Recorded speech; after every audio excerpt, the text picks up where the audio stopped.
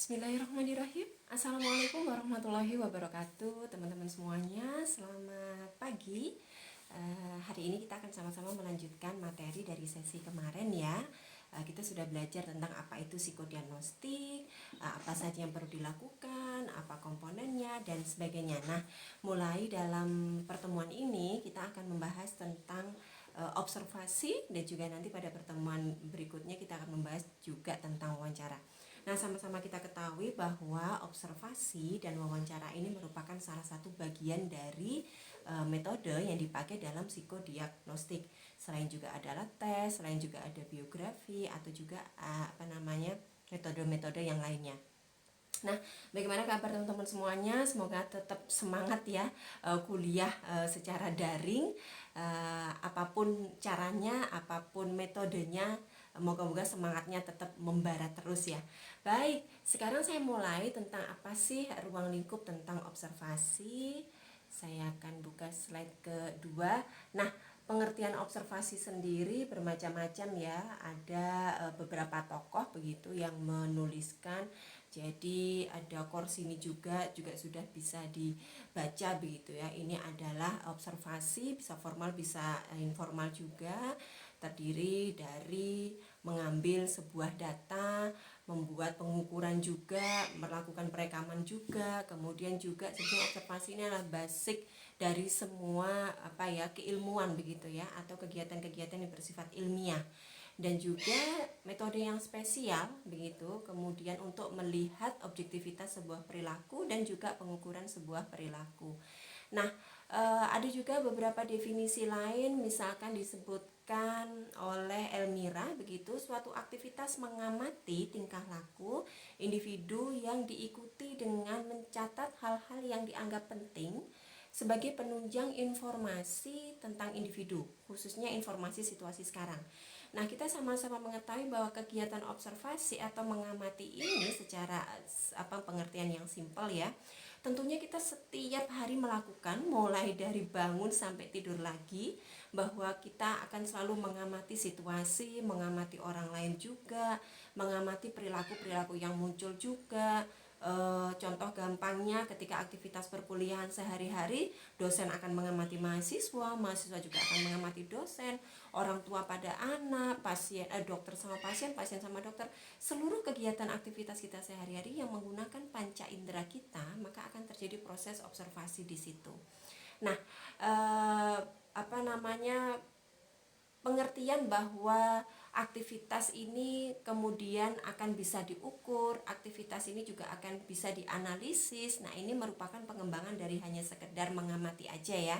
Di dalam mengamati itu mengandung juga proses analisis. Sebetulnya yang kita amati ini artinya apa, seberapa besar, seberapa banyak, dan kemudian implikasinya apa terhadap kehidupan kita sehari-hari. Nah, pengertian lain juga bisa dibaca sendiri. Nah, secara umum observasi ini adalah sebuah teknik pengamatan gitu, sistematis, yang diikuti oleh teknik pencatatan. Nah, ini jadi pengertiannya setelah dikumpulkan, teman-teman nanti bisa memperjelas di buku ini ya. Jadi hari ini terima kasih untuk Pak Sulisworo Kusdianti dan mohon maaf, Bu Sulisworo Kusdianti dan Pak Irfan Fahmi, yang hari ini bukunya kami pergunakan untuk referensi di mata kuliah psikodiagnostik. Nah, selanjutnya teman-teman nanti bisa memperjelas di buku ini ya, teman-teman semuanya saya sarikan dari buku ini dan juga sudah terinformasikan di kelas. Oke, jadi observasi itu apa? Ternyata observasi itu adalah teknik pengamatan sistematis yang diikuti dengan teknik pencatatan yang sistematis juga, untuk membantu perolehan data yang mendasari pernyataan spesifik dari individu atau kelompok yang tercermin melalui tingkah laku sehingga nanti bisa dimaknakan. Nah, dari pengertian ini saja teman-teman kita sudah bertemu tentang bagaimana sih proses pengamatan yang kita lakukan itu bisa membuat perilaku yang kita lihat itu tidak hanya sekedar dilihat aja, tapi perilaku yang dilihat itu bisa kita punya data, salinan data, jadi bisa dicatat dengan berbagai macam metode sehingga ketika suatu saat kita akan membahas perilaku ini kita punya bukti yang akurat begitu. Kemudian juga data-data ini akan kita olah, kemudian juga akan kita analisis, dan pada akhirnya kita bisa memberikan makna terhadap perilaku yang muncul di setiap situasi. Nah, kalau misalkan di dalam contoh simple begitu ya, Anda mau tahu seberapa banyak sih bis yang lewat di jalan begitu. Kalau misalkan teman-teman duduk dan kemudian tidak melakukan pencatatan apapun, teman-teman hanya bisa mengatakan kayaknya bisnya sering lewat deh. Saya tadi duduk setengah jam, kayaknya berkali-kali bisnya lewat. Nah, dengan kata-kata kayaknya ini kita sudah mengetahui berarti ini tidak ada data yang pasti, karena memang tidak dicatat, tidak dihitung, tidak disimpulkan. Nah, melalui kegiatan observasi yang ilmiah begitu, maka kegiatan simple mengamati bis yang lewat di jalan, kalau itu disertai dengan pencatatan berapa kali lewat, jamnya jam berapa saja, bahkan kalau mau agak detail bis yang lewat itu bis nama bisnya apa saja, dan tentunya ini akan menjadi data yang lebih akurat.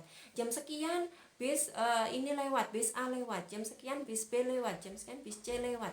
Nah, jadi merupakan data yang lebih akurat. Nah, baik, di dalam psikodiagnostik ini menjadi sesuatu yang penting ya, kemampuan kita untuk mengobservasi disertai dengan data yang akurat, pencatatan yang sistematis, dan pengambilan kesimpulan yang bermakna gitu atau tepat, maka ini bisa membantu kita menjalankan asesmen dengan lebih baik. Nah, mulai kita pahami ya bahwa ternyata mengamati itu penting sekali di dalam proses kehidupan kita. Oke, selanjutnya di slide yang kedua ada beberapa komponen observasi. Jadi terdiri dari 3 teknik begitu ya. Ternyata yang pertama adalah teknik mengamati, yaitu teknik yang dapat digunakan dalam melakukan pengamatan terhadap subjek tertentu secara spesifik. Artinya ya, kita mengamati itu tekniknya bisa bermacam-macam. Mau pakai mata kita secara langsung, atau kemudian kita dibantu dengan peralatan-peralatan tertentu, dan panca indera kita yang digunakan apa. Jadi seluruh panca indera kita itu bisa digunakan. Apakah itu pendengaran, kita mendengar sesuatu, apakah itu juga pengamatan melalui mata begitu ya. Kemudian jadi 5 panca indera kita ya, melalui pengecapan juga, melalui pembauan juga. Kira-kira ini hari ini pagi ini saya bau pisang goreng atau bau nasi pecel begitu ya. Itu sebetulnya juga bisa dideskripsikan dalam observasi. Atau juga kemampuan kulit kita begitu ya, untuk merasakan rangsang sesuatu, apakah ini panas, dingin, terlampau panas, terlampau pedih, atau terlampau perih, dan yang lainnya. Ini juga merupakan pengamatan. Jadi menggunakan seluruh panca indera kita itu bisa dipakai dalam teknik pengamatan. Kemudian yang kedua adalah teknik pencatatan. Jadi bagaimana cara kita melakukan pencatatan observasi secara sistematis dan prosedural. Tentunya ini ada bermacam-macam cara ya, ada yang tekniknya naratif, ada juga yang pakai kode, ada juga cara pencatatan secara event sampling, atau yang lain. Nanti kita akan kuasai di pertemuan-pertemuan berikutnya. Akan kita kenali ya. Kalau misalkan dikuasai, kayaknya kita butuh waktu belajar lebih banyak ya. Kita akan mengenal dulu, dan kemudian nanti kita akan memperdalam juga. Nah, selanjutnya ketika kita sudah mengamati, kita sudah mencatat juga, kemudian kita lakukan namanya inferences.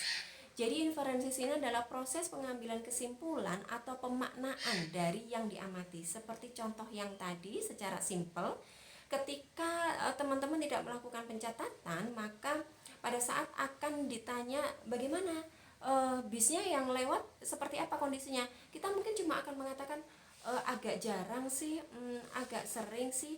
Kita hanya melakukan itu tanpa bisa mengatakan data yang pasti. Maka proses pengambilan makna ini menjadi agak kabur begitu ya, dikira-kira mungkin kayaknya begitu, segitu aja atau cuma segini aja. Ini sebuah jadi jawaban yang nggak jelas begitu. Nah, tetapi berbeda ketika kita betul-betul mencatat. Kita bisa sampaikan pada jam 7:45 lewat bis A, lewat bis B, lewat bis C. Kemudian setelah ditotal dari setengah jam itu ada 20 bis yang lewat. Ada bis besar 2, ada bis kecilnya 18 begitu. Kemudian Ada juga bis yang mau lewat tapi ternyata mogok. Nah, berarti ini adalah data yang sangat lengkap sekali yang bisa kita gunakan dalam rangka pemaknaan tadi. Jadi betul-betul membuat sebuah kesimpulan atau pemaknaan dari data yang kita dapat. Nah, jadi ada 3 ya teman-teman komponen observasinya. Selanjutnya, observasi adalah suatu metode, merupakan aspek how to do it. Ya, bagaimana melakukan sesuatu begitu ya, bagaimana mendapatkan informasi, bagaimana mendapatkan data. Ini memang menjadi salah satu tools yang dipakai untuk memperlengkap pada saat kita akan membantu, pada saat kita akan melaksanakan tugas untuk mendapatkan data dari sebuah perilaku. Kemudian keberhasilan suatu observasi itu bergantung pada keterampilan individu, pengetahuan, pengalaman, dan faktor-faktor yang lain yang menunjukkan siapa individu itu sebenarnya. Ya, betul. Jadi memang kita memang harus punya kompetensi ya dalam bidang ini kalau memang kita akan bertugas sebagai observer. Jadi kita akan dilatih tentang teknik, kita akan dilatih tentang bagaimana caranya menuliskan laporan, kemudian juga motivasi kita untuk menyelesaikan tugas-tugas juga akan berpengaruh, pengalaman kita juga. Artinya ketika misalkan saya nih 1 bulan kadang 2 minggu sekali, kadang 1 bulan sekali, bergantung situasi ya, saya harus mengobservasi dan mewawancarai atau melakukan proses konseling pada klien-klien saya yang baru pulang dari rumah sakit jiwa dalam proses rehabilitasi. Nah, ketika awal-awal dulu 5 tahun yang lalu ketika saya memulai tugas ini, ketika saya mengobservasi klien saya yang baru pulang dengan kontak mata yang tidak fokus begitu, kemudian saya sudah memiliki pemikiran, oh kontak matanya kurang fokus, jangan-jangan dia belum bisa kontak mata begitu ya. Ternyata berjalannya waktu saya mengerti ilmu tentang bahwa kalau laki-laki itu memang tidak selalu bahkan bukan klien skizofrenia pun kalau laki-laki ternyata juga tidak begitu suka kontak mata begitu ya. Maka ketika saya makin belajar lagi, oh ternyata kita tidak bisa katakan bahwa kontak mata ini menjadi sesuatu yang harus sangat dilatih begitu ya, karena ada salah satu mekanisme otak kita untuk laki-laki memang agak susah kontak mata. Maka kita pastikan aja uji coba 1-2 kali begitu apakah dia bisa kontak mata, tapi kita tidak menuntut setiap kali pembicaraan itu harus kontak mata terus. Nah, ini salah satu ya bagaimana kita mengolah keterampilan kita untuk mengobservasi seseorang. Oke, selanjutnya tingkah laku adalah elemen sentral serta objek dari pengamatan dan pencatatan. Jadi tingkah laku itu memang ya perilaku memang yang mau dilihat ya, elemen sentral. Jadi benar-benar intinya yang mau dilihat, dan kemudian nanti dari apa yang kita mau lihat itu kita mau ambil kesimpulannya. Dalam hal ini memang kegiatan observasi itu harus bisa melihat, mendengar, membawi, merasakan sesuatu yang sifatnya kasat mata. Jadi betul-betul bisa dibuktikan secara kasat mata. Karena tingkah laku itu memang harus tampak. Proses-proses yang terjadi secara intrapsikis atau di dalam gitu ya, misalkan motivasi dan sebagainya, itu tetap kita tidak bisa maknai kalau kita tidak lihat sesuatu yang nyata. Jadi psikomotoriknya seperti apa. Katakanlah Anda mengeluarkan air mata, itu bisa 2 begitu kan, bisa nangis, bisa bahagia banget. Nah, tetapi dalam observasi ini kita hanya akan melihat bahwa dia mengeluarkan air mata, dia ada senyumnya. Nah, setelah kita gali, kita boleh menyimpulkan dia berapa jam menangisnya. Tetapi kemudian menangis itu ditambahi dengan tools yang lain, wawancara misalkan, baru ketahuan kalau misalkan ini nangisnya ternyata dia seneng banget dapat hadiah mobil misalkan begitu. Nah, tentunya akan berbeda gestur, ekspresi orang yang menangis karena putus cinta dengan satu lagi orang yang menangis karena baru dapat hadiah mobil. Nah, tentunya ini akan sesuatu yang berbeda. Tetapi memang betul elemen sentralnya pada saat observasi adalah sebuah tingkah laku. Nah, tingkah laku yang terjadi itu bersifat kontekstual, yaitu mencakup setting dan situasi. Nah, dalam hal tersebut ada beberapa hal yang mencakup, yaitu misalkan tempat, waktu, kemudian keadaan. Nah, kita bedakan setting dan situasi ya teman-teman semuanya.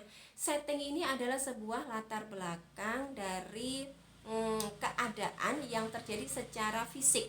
Jadi secara fisik itu ruangan itu seperti apa, suhunya seperti apa, keadaan-keadaan yang ada pada apa namanya, lingkungan, tetapi ini berkaitan dengan bendawi apa ya. Jadi misalkan kayak posisi ruangannya seperti apa, ada berapa kursi, cat apa namanya, cat di ruangan ini kayak apa. Misalkan settingnya hari ini saya membuat materi ini adalah saya di depan lukisan, jadi di belakang itu adalah lukisan anak-anak saya bersama suami saya begitu. Maka kemudian juga warna dinding saya adalah biru gitu ya, biru muda. Maka ini adalah setting. Jadi seperti apa namanya, kondisi fisik yang ada di sekitar seorang individu tersebut. Nah, situasi di sini adalah bagaimana keadaan psikologis begitu ya, secara sosial, secara psikologis juga yang ada pada individu tersebut atau perilaku yang muncul. Jadi ketika saya berbicara seperti ini, apakah saya tersenyum, apakah saya agak cemberut, ataukah saya banyak gerakan gitu ya, maka ini adalah situasi saya. Nah, dalam proses observasi ini mengandung dua, bagaimana lingkungan secara fisik yaitu setting, dan juga bagaimana situasi saya secara psikologis, perilaku saya apa yang muncul. Saya ngomongnya banyak nih hari ini, ngomongnya juga apa namanya, pakai gerak tubuh juga ya, nggak cuma lempeng saya bicara begitu. Maka itu adalah situasi psikologi saya. Nah, jadi setiap proses kita menjalankan observasi selalu akan kita lihat bagaimana setting apa namanya, kondisinya dan secara fisik, dan kemudian juga situasi psikologis atau perilaku yang kita lihat yang muncul. Selanjutnya, nah sekarang kita berbicara tentang macam-macam observasi gitu ya. Nah, macam-macam observasi ini ada dua secara umum. Yang pertama adalah observasi alamiah, observasi yang dilakukan tidak disengaja, tidak ada prosedurnya juga, kemudian juga sewaktu-waktu. Jadi ini biasakan yang dilakukan oleh orang-orang awam, nggak sengaja juga sih, atau ya lagi pengen lihat-lihat aja. Jadi contohnya gampang banget, seorang ibu yang pergi ke pasar karena ingin mengetahui harga sembako gitu ya. Jadi apa namanya, bisa tidak disengaja atau juga bisa dengan tujuan tapi dengan prosedur yang tidak begitu ini ya, tidak begitu runtut, bahkan juga tidak harus memiliki ilmu atau kompetensi dalam bidang observasi. Jadi simpel aja, ada kecelakaan atau Anda hanya jalan-jalan ke mall, itu adalah contoh observasi alamiah ketika Anda memang melihat perilaku. Nah, yang selanjutnya observasi ilmiah, yaitu observasi yang dilakukan oleh tenaga profesional dan formal gitu ya. Namanya juga tenaga profesional, jadi dia harus lulus dari sebuah pendidikan secara formal dalam masalah yang dilandasi kerangka konseptual. Jadi ini seperti yang dilakukan teman-teman ketika melakukan ini, contohnya ya, teman-teman yang melakukan skripsi begitu, teman-teman ada guide observasinya, kemudian di bawah supervisi dosen juga. Nah, ini mereka teman-teman melakukan observasi ilmiah. Atau contoh-contohnya memang profesi, misalkan seperti saya psikolog klinis yang sedang mengobservasi klien, maka saya memiliki kerangka konseptual, ada teorinya, ada guide observasinya, kemudian ada checklistnya juga. Jadi semuanya itu sudah ada prosedurnya. Nah, ini dinamakan observasi ilmiah, dan dalam rangka memaknai saya juga membutuhkan apa namanya, cara penghitungan. Ini juga harus dilihat apakah ini checklist ini memiliki validitas seberapa, reliabilitas berapa. Kalau misalkan kita mau ukur juga pakai apa namanya, psikometri begitu ya. Nah, jadi beberapa profesi yang menggunakan banyak sekali, pokoknya yang observasinya itu sudah ada aturannya, sudah ada panduannya, sudah ada kerangka teorinya, maka ini masuk dalam observasi ilmiah. Dan tentunya yang melakukan observasi atau observer itu juga memiliki kompetensi secara profesional. Oke, selanjutnya observasi dibutuhkan dan dilakukan jika upaya untuk memperoleh informasi atau mencapai tujuan tertentu cocok menggunakan metode observasi. Ya teman-teman, ini adalah salah satu tools ya. Meskipun observasi itu selalu bisa kita lakukan, ada beberapa yang tidak berkenan di observasi. Misalkan pada sesi konseling ada beberapa orang yang memilih untuk tidak melakukan offline, tetapi melakukan secara online karena mereka tidak mau diobservasi. Mereka hanya mau curhat aja. Kalau memang tujuan apa namanya, di dalam sebuah kepentingan konseling, observasi tidak tidak bisa dilakukan, ya it's okay, tidak perlu dipaksa. Masih banyak tools yang lain, misalkan wawancara dan sebagainya. Dalam psikologi, metode yang dapat digunakan untuk memperoleh informasi mengenai manusia yaitu observasi, wawancara, analisis dokumen pribadi, dan tes psikologi. Nah, ini sudah saya sampaikan.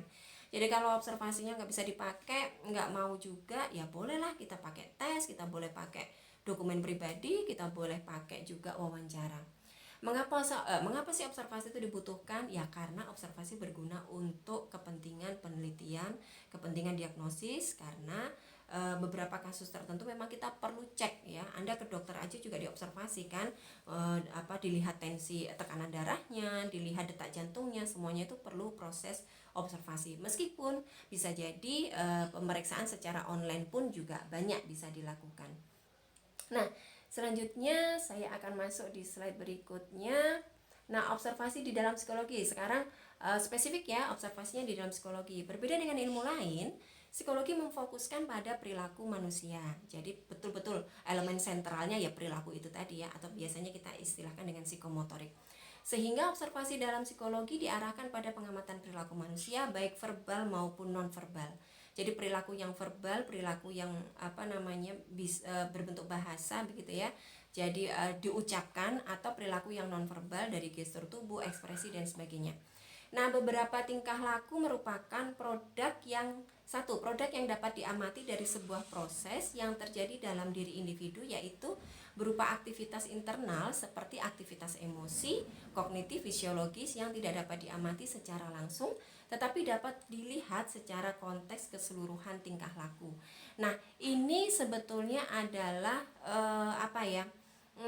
produk yang dapat diamati itu suatu proses